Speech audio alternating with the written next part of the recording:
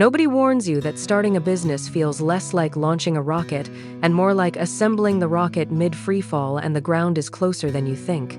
We need to talk about what actually happens in that first year, because the gap between what people post on LinkedIn and what they whisper to their therapist is enormous. Here's the uncomfortable truth nobody puts in the YouTube thumbnail. Most first-time founders don't fail because of a bad idea. They fail because they ran out of cash while waiting for a good idea to start working. It's like planting a tree, watering it every day, and then selling the land on day 39 when the sprout was 1 inch underground.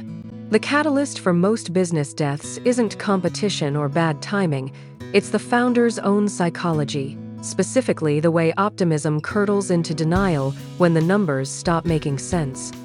You told yourself the first slow month was just momentum building, then the second slow month was seasonal, and by month 6 you were basically writing fan fiction about your own revenue projections. There was a season, maybe you remember it, when entrepreneurship became a personality type. When every podcast made it sound like the only thing standing between you and a 7-figure exit was a Shopify account and a motivational playlist. The reality is that over 20% of businesses fail in year 1, and nearly half are gone by year 5. And those aren't just statistics, those are people who bet their savings, their relationships, and sometimes their identity on something that didn't pan out. What nobody tells you is that cash flow and profit are two completely different animals, and confusing them is like thinking your checking account balance is the same as your net worth. You can be technically profitable on paper, while your actual bank account is running on fumes and vibes. History keeps rhyming here.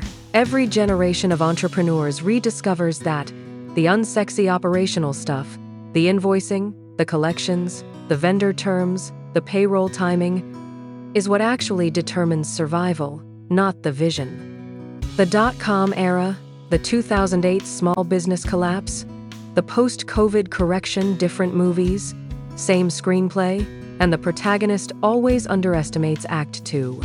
Here's the misconception that needs a funeral. The idea that if your product is good enough, customers will find you. Marketing isn't a vanity expense, it's oxygen, and you don't realize you need more of it until you're already lightheaded. Another myth worth burying is that you need to go all in, burn the boats, quit your job dramatically, and suffer for the dream. Some of the most durable businesses in history were built in evenings and weekends by people who kept their day job until the side income replaced it twice over. Moderate risk isn't timidity. It's actually the strategy that lets you stay in the game long enough to get good at it. The practical lesson that compounds fastest is this. Track your numbers weekly, not quarterly. Because quarterly is just monthly denial with better formatting. Set a runway number, the minimum cash you need to operate for 90 days, and treat it like a hard floor you never touch. Because once you start borrowing from your own safety net, the math gets terrifying very fast. Process beats passion every single time. And that's not a pessimistic take. It's the most optimistic thing anyone can tell a founder. Passion gets you started. Systems get you paid. And the founders who build repeatable processes in month 3 are still around in year 5, while the passionate improvisers are posting lessons learned threads on Twitter. There's a beautiful absurdity in the fact that the business skills schools don't teach. Negotiating, reading people, managing your own fear, knowing when to quit a product line are the exact skills that determine everything. You spent 4 years learning theory, and 0 hours learning how to have a hard conversation with a vendor who owes you money. Size your risks like you size your bets. Never put a position on that. If it goes wrong, removes you from the table entirely. The entrepreneur who survives 10 small failures learns infinitely more than the one who swings for a single grand slam and strikes out permanently.